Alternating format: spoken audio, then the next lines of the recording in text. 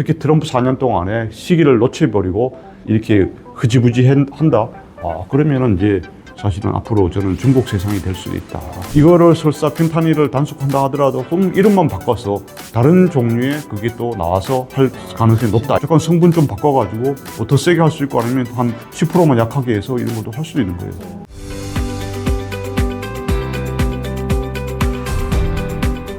네, 자고 일어나면 계속해서 상황이 좀 바뀌는 것 같아요. 관세를 부과하겠다라고 했다가 또 다시 유예하겠다라고 했다가 그래서 제가 요새 영상 못 찍고 있잖아요. 찍으려고 했는데 갑자기 화해했대요. 그럼 말해야겠다. 이제 그래서 다시 화했나 보다 했더니 다시 또 이번에는 가사지구 얘기도 하고 있고. 어떻게 우리가 플로우를 또 쫓아가야 될지 굉장히 어려운 것 같은데 오늘도 또 다시 한번 모셨습니다. 송희달 교수님과 함께합니다. 교수님 안녕하세요. 네, 안녕하세요. 네. 지금 관세에 대한 이슈가 계속해서 뭔가 상황이 바뀌고 있는 것 같거든요. 관세를 부과하겠다고 했다가 멕시코는 또 이제 유예하겠다. 그렇죠. 지금 어떤 상황이라고 볼 수 있을까요? 하여튼 뭐 잘 아시는 대로 이제 트럼프는 관세맨, I am a tariffman이라고 하고 또 관세가 이 지구상에서 가장 아름다운 말이다 이렇게 했지 않습니까? 그죠? 그래서 이 관세를 가지고 트럼프가 여러 가지 목적으로 활용을 하고 있는 것 같아요. 그래서 단순히 이제 당연히 수입도 얻어야 되지만 미국의 국세, 국가 재정을 위한 그것도 하고 또 자기 나라와 경쟁하는 상대방 국가에 대한 자기의 어떤 의지를, 목적을 관철하기 위한 수단으로도 쓰고 있고 그런 여러 가지 목적을 하고 있는 것 같습니다.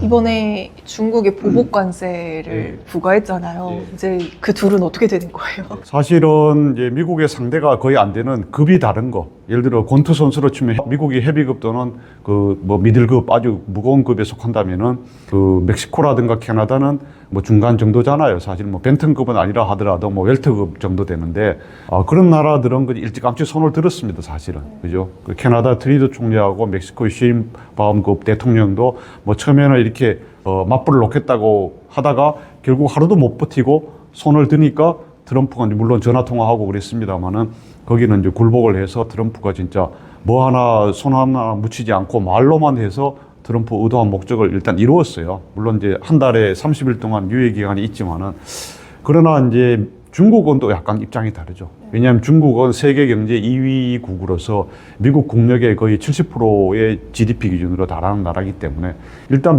중국 안에는 자기들 자존심이 있어요.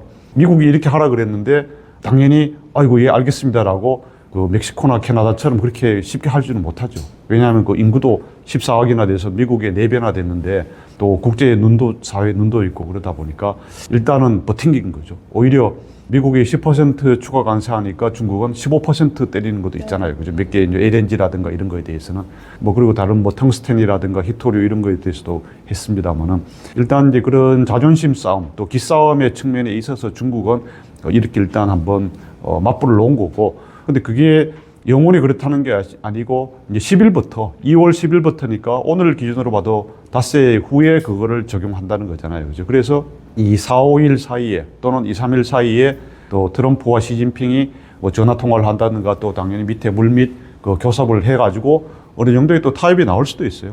또 안 나올 수도 물론 있고. 당연히 이제 전화든 아니면 다른 걸로 해서 타협이 안 나오면은 트럼프는 공언한 대로 추가 관세 10%가 아니라 훨씬 더 높은 엄청난 타격을 관세를 때리겠다. 약속을 했으니까 아마 할 겁니다. 지금 세수 목적이잖아요. 그러면 멕시코도 나중에 결국은 다 해결되고 캐나다도 해결되고 중국도 해결되면은 관세를 부과할 데가 없잖아요. 그러면 세수를 충당하지 못하잖아요. 그러면 결국 관세를 쓰긴 써야 되지 않을까요? 그렇죠. 이제 트럼프가 그 취임 연설에서도 익스터널 레버뉴 서비스, 그죠? 그 미국의 국세청의 인터널 레버뉴 서비스잖아요. 영어로 표시 관청 이름이.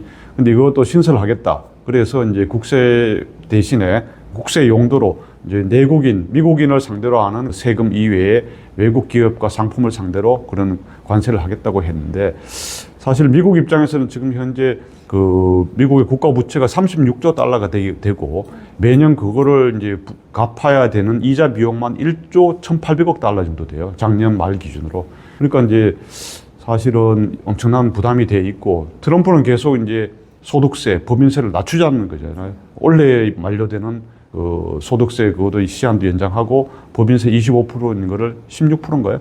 그거를 또 낮추겠다는 공약이기 때문에 미국 국민들에게는 세금을 최소화해서 미국 국민들에게 쓸 수 있는 돈을 많이 주고 그 대신에 그 줄어든 세수는 관세로 이렇게 하겠다. 이런 목적인데 말씀대로 지금 현재 두 나라 또 얼마 전에 뭐였죠? 그 베네수엘라인가요? 불법 이민자들, 불법 입국자들 그 해서 그것도 뭐 전화 몇 통해서 금방 또 해결했잖아요. 그죠? 그런데 관세를 때리겠다 하니까 그냥 손 들고 알겠습니다. 우리가 그 불법 입국자들 데려가겠다고 이렇게 했는데 그런 여러 가지 수단으로 쓰고 있지만은 그래서 현재 한 3개 나라에서는 관세 효과를 봐서 일단 협박을 했다가 다 되지는 않았어요. 그죠?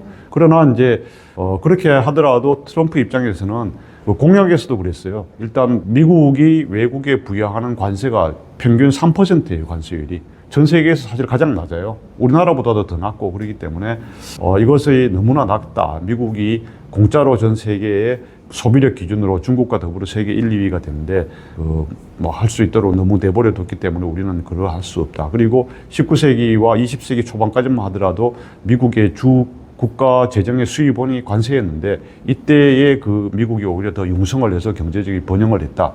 그렇기 때문에 이것을 포기하지 않을 겁니다. 계속 이제 관세를 정책으로 하면서 그런 명분으로 지금 관세율이 너무 3% 너무 낮기 때문에 퍼센트로 높이겠다. 그렇게 되면은 특정 국가가 아니라 전체적으로 쭉 높일 수가 있어요. 그렇게 되면 당연히 그건 이제 미국의 국가 재정 수입이 되는 거죠. 그리고 물론 예외라 할 수 있는 것이 개별적인 이제 양자 간의 자유무역 협정 FTA를 맺은 경우에 한국이 대표적이잖아요. 그리고 뭐 멕시코하고 캐나다도 뭐 USMCA 해가지고 그런 이제 양자 간의 뭐 이 자유무역 협정 관세가 매우 낮잖아요. 거의 0%고 어떤 거는 뭐 약간 유예 기간이 있지만은 그런 경우에는 이제 또 어떻게 할 것인지 그건 아직 물론 미정이죠. 보편적 기본 관세를 하더라도 그런 나라도 10% 또는 20% 할 것인지 안 할 것인지. 지금 현재 나온 캐나다, 멕시코에 대한 25%라든가 그 중국에 대한 10% 관세 이거는 보편적 기본 관세하고는 다른 별개의 건이잖아요. 뭐 펜타닐 그 유입이라든가 또 불법 입국자에 대한 단속이 너무 부족하기 때문에 그 이유로 25% 또는 10%를 때리겠다는 거였잖아요. 그렇기 때문에 아직까지 보편적 기본 관세 그거는 전혀 나오지 않고 있어요. 그리고 트럼프가 이제 그 어젠다 47, 어젠다 47이라는 공약에서 낸 것도 보면은 그러니까 상호 무역법, 상호 러시프로컬 트레이드 액트 이런 걸 해서 상호 무역 관세를 때리겠다는 거거든요. 그래서 이거는 현재 뭐 취임한 지 보름도 채 안 된 상태이기 때문에 두고 보시면은 아마 관세를 부과하지 않을 수 없다. 저는 부과할 거라고 봅니다. 왜냐하면 관세를 부과함으로써 생기는 또 하나의 효과는 미국에 와서 공장을 가동하고 있는 기업들, 물론 미국 기업 포함해서 우리나라 뭐 현대차든 무슨 그 뭐 일본의 도요타든 간에 이런 회사에 대해서는 법인세를 대폭 낮게 해준다는 거 아닙니까? 그리고 그 대신에 캐나다를 통해든 멕시코 통해든 아니면 한국에서 직접 하든 간에 그런 직접 그 외국에서 생산해서 하는 거에 대해서는 관세를 더 높인다.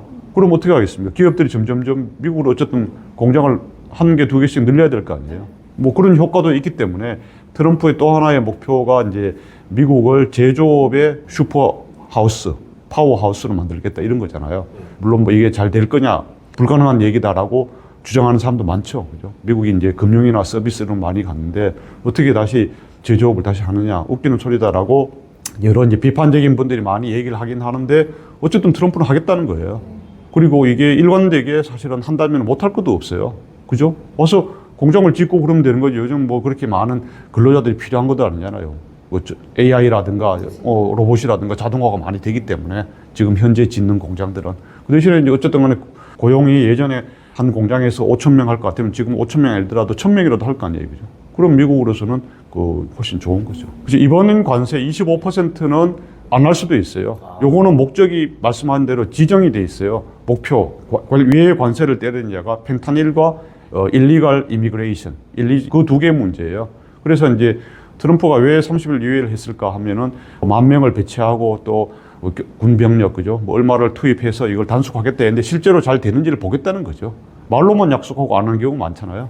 예전에 트럼프 일기 때 중국이 대표적이잖아요. 몇천억 달러 물품을 사겠다 해놓고 실제 4년이 그 트럼프 일기 내내 한 것이 지금까지 한 것도 50% 넘을까 말까 한 그 정도라는 거잖아요. 그래서 트럼프는 자기 책에도 어떻게 했냐면은 자기는 대통령으로서 가장 중요한 역할은 협상을 하는 거다. 협상을 해서 외국에서 그런 미국의 이익을 최대에 끌어내는 사람이다. 그리고 나는 협상을 해봐서 알지만은 끝까지 확인을 하고 이것을 디테일을 추적한다. 그 말은 뭐냐면 여기 협상의 그 합의 문서, 계약서를 확인하는 것뿐만 아니라 실제 이행하는지를 보고서 자기는 그걸 하겠다는 거죠. 오케이를 하고 최종 컨펌을 하겠다는 거죠. 근데 이게 관세하면은 또 연준에서도 그렇고 인플레이션이 제일 걱정하잖아요. 네. 근데 트럼프는 뭐 인플레이션 문제 없다라고 얘기를 하는데 그 근거가 혹시 있을까요? 현재 물론 당장은 관세를 적용한 게 아니고 계속 이제 이 말폭탄, 협박용으로 하니까 사실은 발생한 건 하나도 없어요. 그죠? 그리고 이제 트럼프가 아마 믿고 있는 것은 웬만한 나라들은 아까 말씀드린 중국을 제외한 웬만한 나라들은 자기가 이렇게 강력하게 하면은 왜냐하면 이게 밸런스가 이 서로 포션이 차이가 너무 많이 나잖아요. 그죠? 그래서 다 굴복할 것이다 이런 생각을 하고 있는 것 같고 그리고 이제 설사 이제 트럼프가 한다 하더라도 예 그거는 자기가 충분히 이겨낼 수 있다 이렇게 생각하는 것 같아요. 네. 에너지 값도 지금 제일 싼 그 전 세계에서 가장 싼 에너지를 공급하겠다라고 공급하겠다. 했으니까. 그리고 이제 세금도 낮춰준다. 네. 그러면은 팁에 대한 세금도 물론이지만은 소득세라든가 법인세 이런 거 다 낮아지면 그 대신에 어쨌든 쓸 수 있는 돈이 늘어나잖아요, 그죠? 뭐 그러면 꼭 그것이 어느 정도는 상쇄될 수 있다 이렇게 보는 것 같아요. 그리고 예. 기름값 미국에서는 거의 자동차 반드시 타야 되잖아요. 그렇죠. 예. 기름값을 많이 낮춰버리면은 상당한 그게 효과가 있는 거죠. 근데 이제 가장 이제 걱정인 거는 또 우리나라에 대한 관세 부분일 텐데 이제 우리나라는 언제쯤 또 이제 겨냥이 될까요? 지금 트럼프가 최근에 이제 1월 20일에 취임한 이후에 지금 오늘 딱 보름 되네요. 보름쯤 한 걸 보면은 일단 자기 나라하고 자기 가까운 곳 거기서부터 이거를 이제 해결하려고 하더라고요. 이제 트럼프 이제 미국 안에서의 여러 가지 문제점들 또 잠깐 얘기했습니다만 DEI 문제, Diversity, Equity, Inclusion이라든가 다양성 또는 뭐 여러 가지 그런 문제점에 대해서 그리고 뭐 딥스테이트에 대한 것들도 조금씩 하고 있고 뭐 그런 미국 국내적인 것뿐만 아니라 이제 거기와 또 동시에 이제 국경, 그죠? 국경에 대해서 이게 멕시코, 캐나다 대표적이잖아요. 그리고 이제 파나마와 아이슬란드도 마찬가지로 사실은 미국의 국가 안보와 직결되는 미국 바로 하나는 북쪽 하나는 남쪽에 있잖아요. 그죠? 그러니까 거기서부터 이제 해결을 하려고 하는 거예요. 중국은 멀리 떨어져 있지만은 펜타닐하고 이런 것 때문에 거기가 그 모든 걸 생산하는 이제 원천지다. 오리진이다. 이래 생각하기 때문에 이제 트럼프는 중국을 이제 지금 먼저 물론 제일 큰 나라기도 하지만 그걸 겨냥을 한 거고. 그리고 마르코 루비오 국무장관도 맨 처음 방문한 나라가 어디입니까? 파나마를 갔잖아요. 파나마 운하 문제 때문에. 그건 일단 자기 저 멀리 있는 나라, 뭐 유럽의 어느 나라 아니면 아시아의 뭐 이런 나라보다는 직접 제일 가까이 있는 자기 나라부터 일단 그 방벽을 또는 안전을 세이프하게 만들겠다. 뭐 여기에 제일 방점을 두고 있고 그러니까 이제 한국에 대해서는 이제 한국은 현재로는 대통령께서 그 직무정지 상태고 사실 또 고난 대행의 대행 이렇게 하다 보니까 이 트럼프가 이렇게 뭐 죽어 있는 권력을 상대로 해서 별로 얘기하는 건 별로 좋아하지 않잖아요. 또 뭐 해봤자 언제 어떻게 이 사람이 될지 모르니까 한국은 어쨌든 간에 조금은 시간을 벌고 있는 것 같다. 약간의 지금 영향권, 타겟에서는 조금 멀어져 있는데 뭐 그렇다 하더라도 계속 가끔 틈날 때마다 북한에 대한 언급, 그죠? 뉴클리어 파워라든가 뭐 이런 것도 하고 또 이 과거에 미북 협상, 미북 정상회담을 했던 사람들, 뭐 알렉스 웡 백악관 그 국가안보부 보좌관이라든가 이런 사람들을 계속 이제 임명하는 건 봐서는 뭐 한국에 대한 그거는 놓치지 않고 있지만은 그거는 조금은 시간이 걸리지 않겠나 저는 그렇게 봅니다. 아까 방금 말씀드린 처음 간 데가 파나마라 그랬잖아요. 네. 왜 거길 가는 거예요? 그때 이제 파나마 운하가 이제 트럼프가 이 아이슬란드도 뭐 미국에 그러고 하고 파나마 운하도 지금 중국이 하고 있어서 그 군대를 보내서라도 우리가 파나마 운하의 운영권을 다시 가져와야겠다 이런 얘기까지 막 했었잖아요.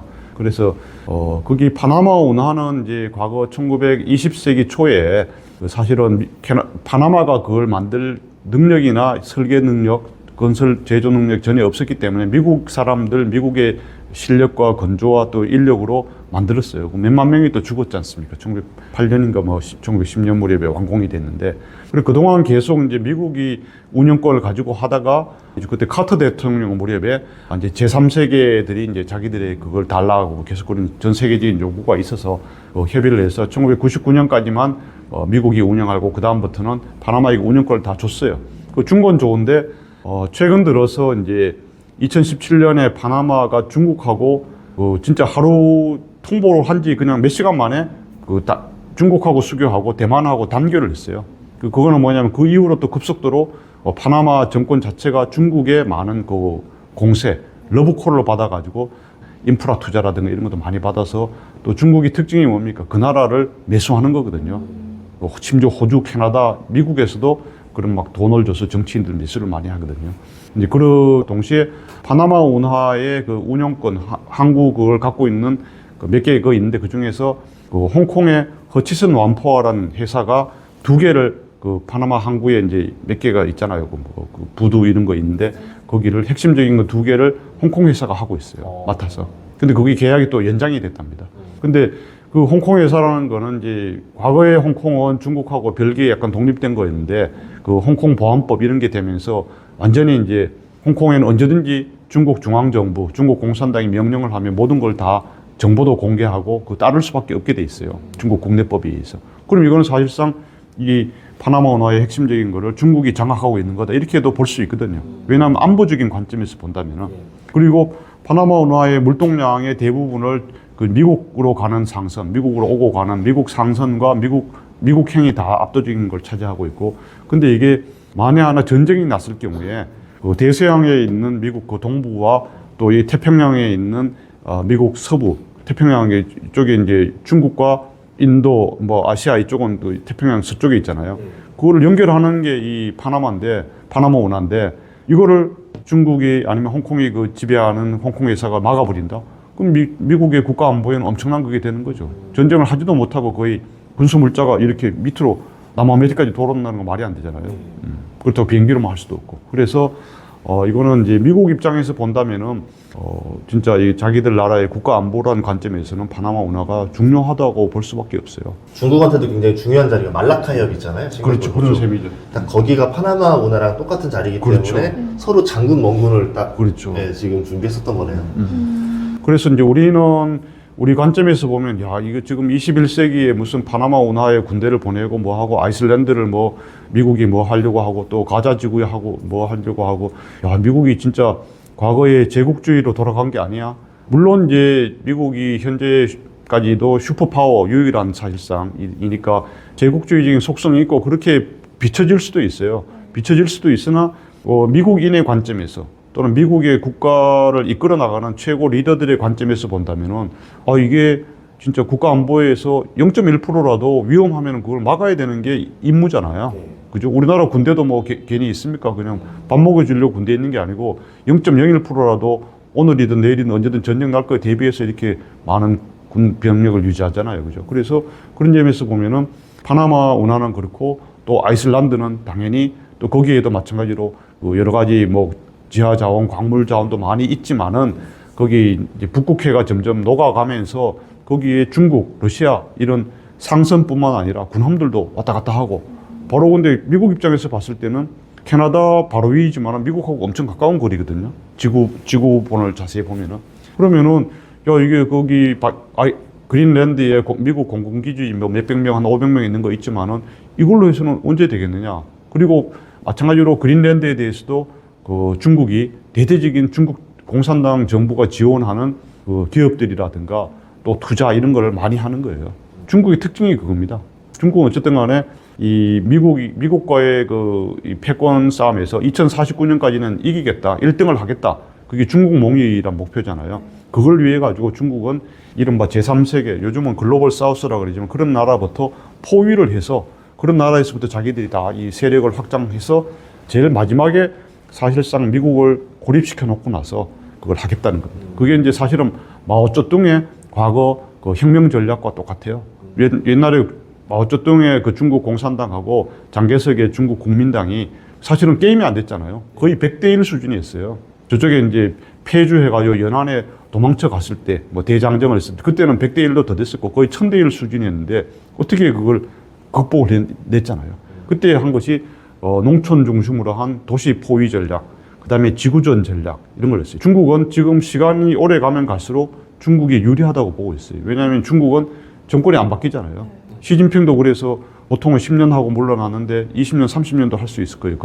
그렇게 헌법도 바꿨잖아요. 그죠? 한 사람이 계속 일관되게 하고, 그리고 공산당이 모든 걸 다 지원해주고, 보조금도 주고, 뭐도 주고, 기업 절대 안 망하게 하고, 또 외국 가서도 이런 거 다 그걸 막 국가와 정부가 당이죠. 기업이 일체가 돼서 하는데 어떻게 당하겠어요? 우리나라 같은데 삼성, LG 지원도 아무것도 못 받는데 거기 되겠습니까? 그죠? 또 그리고 그 중국 공산당 사람들은 거기 현지의 정치인들이라든가 관료들 다 매수하고 뭐 하고 그걸 당연시 하는 거예요. 우리나라는 절대 못 하게 돼 있지만은 그 경쟁이 안 돼요. 그런 상황에서 우리가 이제 특히 미국 입장에서는 야 이거를 계속 방치해서 아이슬란드도 놔두고 파나마도 놔두고 이렇게 해서는 미국이 이제 위상이 흔들리는 자존심의 문제가 아니라 이게 중국의 전략을 미국도 간파를 한 거죠. 트럼프 들어서면서 그 직후부터 오바마 때까지만 하더라도 미국이 계속 중국에 대해서 중국 뭐 우리나라 GDP의 50% 60%밖에 안 되는데 뭐 쟤들 다 짝퉁만 만들고 별거 아니야라고 너무나 관대하게 또는 너무나 나이브하게 대했었죠. 그러다 보니까 이제 그 구매력 기준은 물론이고 물론 환율에 따라 좀 달라지지만 엔화가 강세일 때는 거의 70% 이상 미국 국력 대비 올라갔었어요. 그런 나라가 미국이 2차 세계대전 이후에 없었어요. 한 번도. 50% 넘은 나라도 없었어요. 일본, 독일도, 러시아는, 소련은 물론이고. 그런데 트럼프는 그걸 봤을 때 2011년에 쓴 책에서부터 Time to get tough라고 우리나라에도 뭐 번역되어 있습니다. 2011년에 쓴 책에 보면은 China is our enemy다 딱 했고 또 2015년에 쓴 Crippled America 그 책에서도 진짜 오바마 대통령이 너무 바보같이 항상 우리는 그 미국, 중국하고 겉으로 웃으면서 악수하고 이러지만 항상 우리는 샌드백처럼 두들겨 맞기만 하고 또 돈만 뜯겨서 무역 적자만 그렇게 수천억 달러를 내고 있다. 지금 3천억 달러 가까이 되잖아요. 그래서 2011년 책에도 그렇고 2015년 책에도 그렇고 중국에 대해서 우리가 진짜 이거를 반드시 격퇴를 하고 중국을 물리쳐야 된다. 이런 뭐 약간 사악한 나라 이런 생각을 갖고 있죠. 그린란드도 이제 알아보니까 이미 중국 자본이 많이 들어갔었더라고요. 그렇죠. 그러니까 항구도 파나마처럼 자기네 영구로 쓰려고 준비 중이었었고 그렇죠.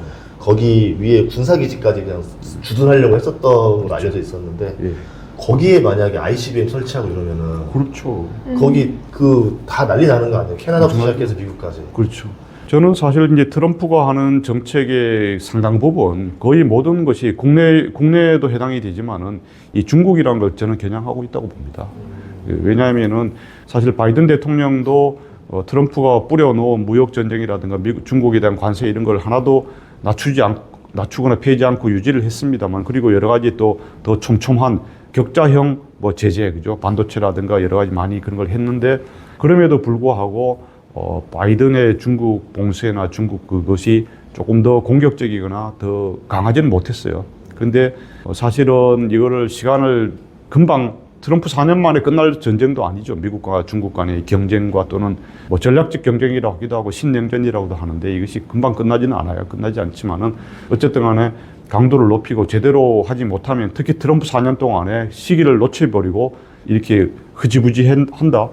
그러면은 이제 사실은 앞으로 저는 중국 세상이 될 수도 있다. 시진핑 또는 시진핑과 똑같은 시진핑 2, 3 이런 사람들이 하는 중국이 지배하는 세상이 된다. 그건 절대 저는 한국에도 좋지 않을 거라고 봅니다. 예.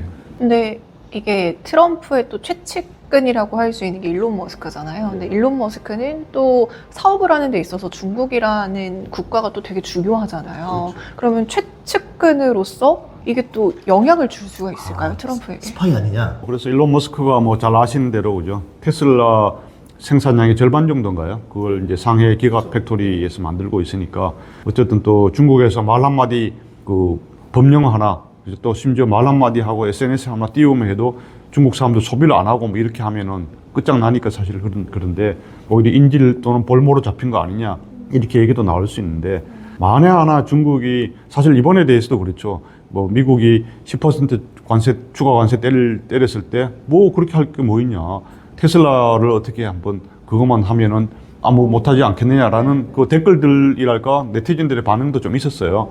근데 그렇게 하는 순간 그거는 진짜 전면적인 전쟁이 되는 거죠. 뭐 그런데 저는 머스크가 이제 미국 사람으로서 자기 개인의 기업 또는 또 자기 개인의 이익, 기업의 이익 이것을 많이 중시하지만은 현재 지금 특히 도찌 그죠 정부 효율부 수장도 맡고 이런 입장에서 미국의 기본적인 사람들은 상당한 그 공인의식이 나름 애국심이 있습니다. 특히 이제 공적인 이걸 임무를 맡고 있는 사람으로서는 그렇게 쉽게 모든 것을 회사 이익만 우선으로는 하지 않을 거다 그렇게 생각하고 그 일론 머스크의 이 중국과의 관계에서 역할은 일종의 조커 또는 와일드카드 이런 겁니다. 그럼 지금 현재 미국의 마르코 루비오 국무장관, 또 피트 헤그세스 국방장관, 마이크 왈츠 그 국가안보보좌관, 그리고 주중 미국 대사, 그리고 뭐 털시 게버드 아직은 이제 결정이 안 됐지만 국가정보국장, 뭐 CIA 국장 이런 사람들은 다 유례 없이 강경한 그 반중 강경주의자예요. 그러니까 반중도 그냥 반중이 아니라 아주 강경한 반중이에요.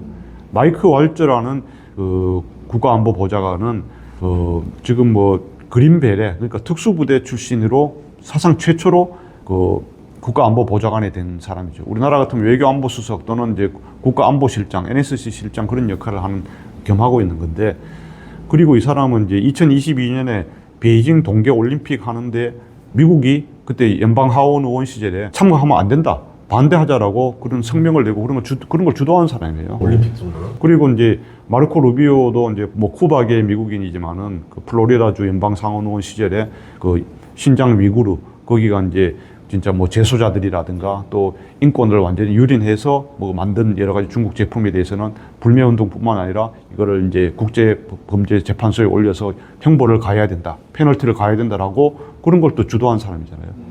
보통 물론 그분보다 뭐 조금 더 센 연방 상원 하원은 일부 있지만은 거의 최강성의 그 정치인들이었거든요. 연방 그 정부의 장관들 그리고 백악관의 최고 이걸까지는 다 완전히 한 팀이에요. 색깔이 똑같아요. 지금 재무장관, 상무장관도 다 이 관세를 이용해서 중국을 더 때려야 된다. 트럼프는 일론 머스크의 가치가 더 있는 거죠. 다 이렇게 하더라도 일론 머스크는 또 다른 관점에서 어떻게 중국을 요리할 것인가, 중국을 어떻게 다룰 것인가를 아이디어도 줄 수 있어요. 트럼프 이쪽에 자기들 회의할 때 아이디어도 줄 수 있고, 자기는 또 액세스가 많이 돼 있으니까 시진핑이라든가 또 상해 시 당서기 또는 뭐 그 주요 간부들하고 많이 공산당 최고위 간부들하고 아무래도 미국인 보통 연방 상원 하원보다는 훨씬 많이 그 익스포저가 됐다든가 접촉을 많이 해봤잖아요. 그러니까 그 나름의 노하우나 이거를 얘기할 수 있어요. 그리고 전 그럴 때는 그 트럼프의 특명을 받아가지고 베이징에 가서 시진핑하고 만나서 이렇게 할 수 있어요. 딜을 할 수 있죠. 그럼 물론 이제 딜을 하면서 미국의 국가 이익은 뒷전이고 자기 사업만 챙기는 거 아니냐라고 우려할 수도 있지만은 그렇게 하는 순간에는 일론 머스크는 그냥 아무리 그래도 완전히 아웃되는 거죠. 잘리는 거예요. 그거는 애국자가 아니라 반역자가 되는 거죠. 그렇죠. 네. 최소한 공직을 맡고 있는 동안에는 그렇게 저는 하기는 힘들 거다. 나중에 자기가 이제 트럼프 정부 끝나고 아니면 아무것도 아닌 사인이 됐을 때 프라이빗 시티즌으로서 비즈니스만 할 때는 뭐 그럴 수도 있어요. 그러나 이건 엄연한 공직을 장관급 그걸 역할을 하면서 그거 한다? 그거는 배반자죠. 예전에도 미국이랑 중국이랑 사이 안 좋을 때 보면 핑퐁 외교로도 또 풀었었고, 저번에도 그 바이든 대통령이 당선될 때도 하워드 슐츠 스타벅스 회장 통해서 편지 보냈던 것처럼 일종의 그 기업인이 약간 소통 창구처럼 쓰이는 거네요. 맥도날드 매장이 전 세계에 들어있는 국가들 간에는 서로 전쟁을 하지 않는다. 이 뭐 아치 이론. 맥도날드 M자가 아치처럼 됐잖아요. 네. 그런 이론까지 냈었어요. 그럼 그거는 또 거꾸로 말하면 스타벅스 매장이 중국에도 제법 많잖아요. 그런 거라든가 또 상해 팩토리 공장도 짓고 이렇게 서로 얽혀있기 때문에 그러면은 전쟁을 못할 수도 있다 이런 얘기인데, 지금 그래서 사실은 미중 신냉전이라는 것이 더 시간이 많이 걸리고 오래 걸리는 거잖아요. 이렇게 30년 넘게 1979년 이때 중국 개혁 개방 이후 또 그리고 2001년에 세계 무역기구 개방 가입 이후에 중국에 계속 이게 인터커넥티드 된 게 워낙 강하기 때문에 사실은 그걸 디커플링을 하려고 해도 잘 안 되고 또 시간이 많이 걸리고, 아까 말씀하신 대로 관세를 높이는 건 좋은데 이게 또 우리인데 그죠? 더 많은 이제 높은 가격으로 오니까 인플레도 되고 그러다 보니까 여러 가지를 또 감안하고 또 속도도 조절돼야 되고 품목도 조절해야 되고 뭐 이런 게 있긴 있습니다만은 어쨌든 간에 그런 변수가 있는데, 제가 말씀드린 아까 이제 돌아가서 이 중국과 미국의 대결 이런 것이 되기 때문에 트럼피즘뿐만 아니라 이 트럼프 공약도 보면 중국에 대한 게 상당히 많고요. 이거는 앞으로 이제 현재 민주당도 거기에 대해서는 아무 이의를 제기하지 않아요. 그래서 트럼프의 이런 정책 또는 트럼프의 생각이 단순히 트럼프 4년에 끝날 것이다. 저는 절대 그렇게 생각하지 않습니다. 이게 10년 또는 20년도 갈 수 있습니다. 중국이 완전히 이제 이 도전의 반열, 미국을 향한 도전 반열에서 몰락한다, 탈락했다. 옛날 구소련처럼. 그렇게 되면은 미국이 완전히 달라질 수 있습니다. 그때 되면 미국의 트럼피즘이 이제 없어지고, 과거에 우리가 생각했던 60년대, 70년대 또는 50년대의 냉전 시대 미국이 아니라 좀 평화로운 미국, 또 세계를 좀 경찰관으로서 또는 또 산타클로스처럼 그렇게 하는 우리가 봐왔던 그런 모습으로 다시 돌아갈 수 있어요. 그러나 중국이 계속 버티고 지금처럼 미국이 이렇게 하면은 장군 하면 또 몽군으로 응수하고 이런 상황이 계속된다. 그럼 저는 이런 계속 트럼프의 영향력, 트럼프주의 이것이 계속 갈 수밖에 없다.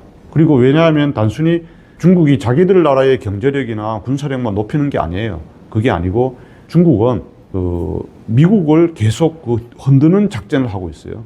펜타닐이라는 게 바로 그런 거잖아요. 펜타닐이라는 것이 중국은 대놓고 물론 이게 우리하고 무관한 일이다. 뭐 업자들이 이걸 만들어 가지고 파는 건데 어떻게 하느냐 이런 거지만은 그것이 중국이 어떤 나라입니까? 일당 독재 체제이고 모든 것을 정부가 통제하고 이런 나라에서 사실은 정부가 그걸 그 당이 인정하거나 허용을 하지 않으면은 할 수가 없어요.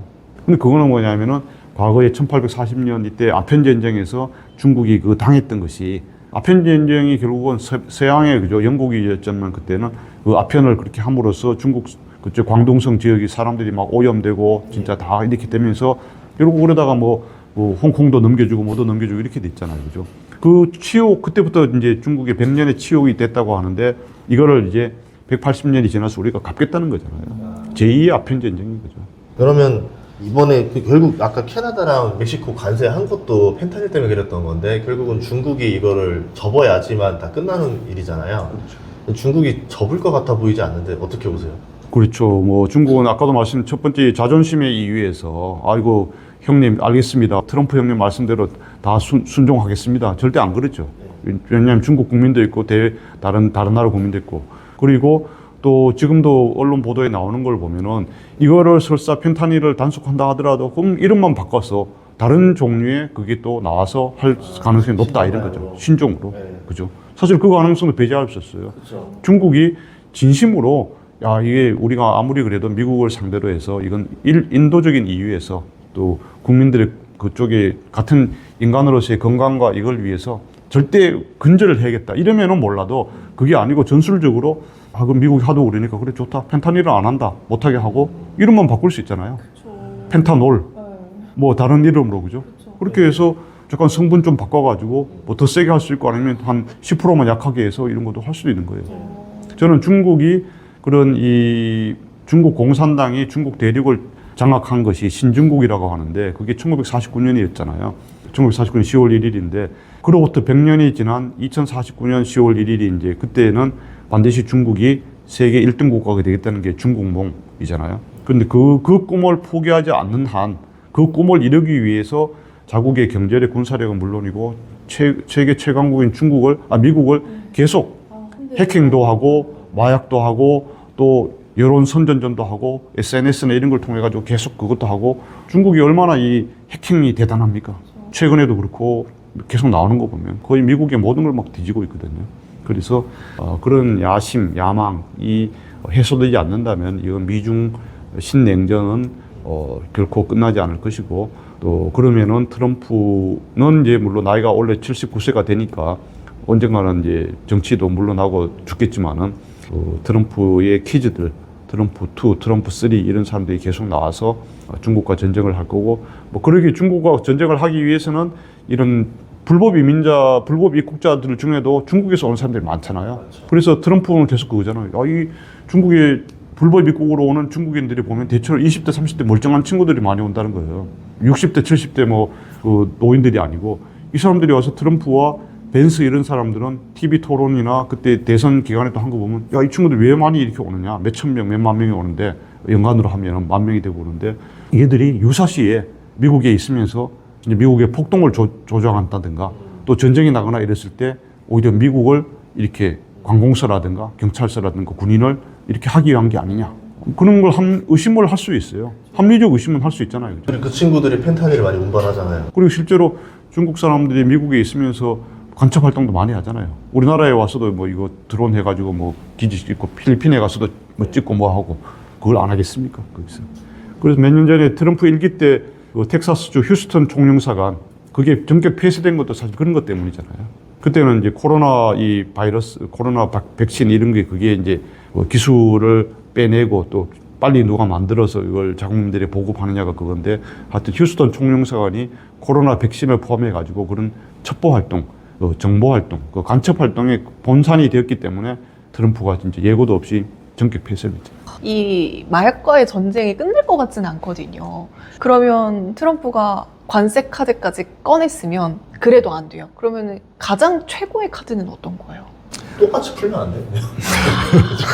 그거는 이제 미국이니까 못하겠죠. 미국은 못하죠. 예. 그 같은 트럼프를 볼 때, 또 미국이 하는 행동을 볼 때, 과거에 이제 70, 80년 동안 미국이 해온 모습하고 거기를 그 기준으로 해가지고, 야, 어떻게 미국이 이럴 수가 있느냐.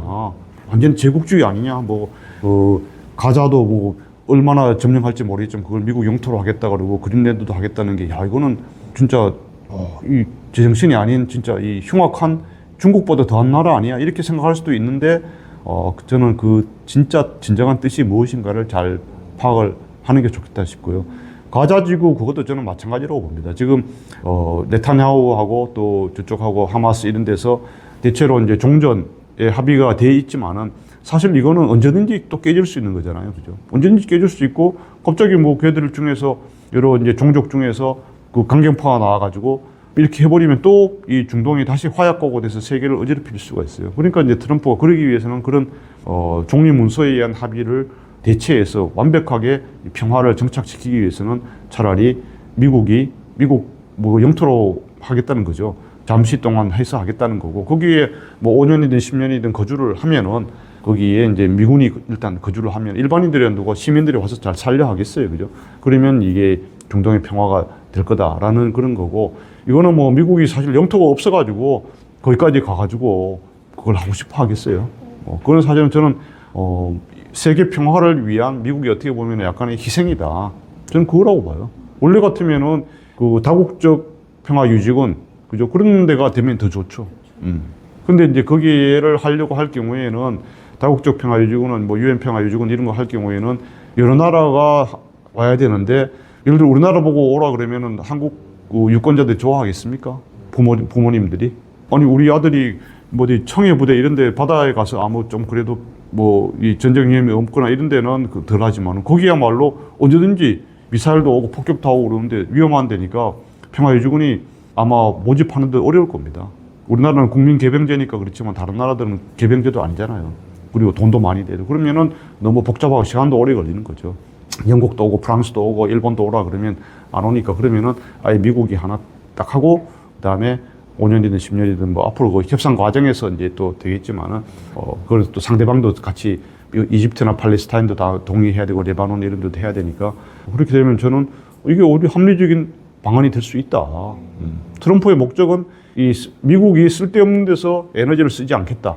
그리고 전쟁이 일어나서 세계인이 불안하게 사는 것은 없애야겠다. 막아야겠다는 생각을 하는 것은 트럼프가 분명하거든요.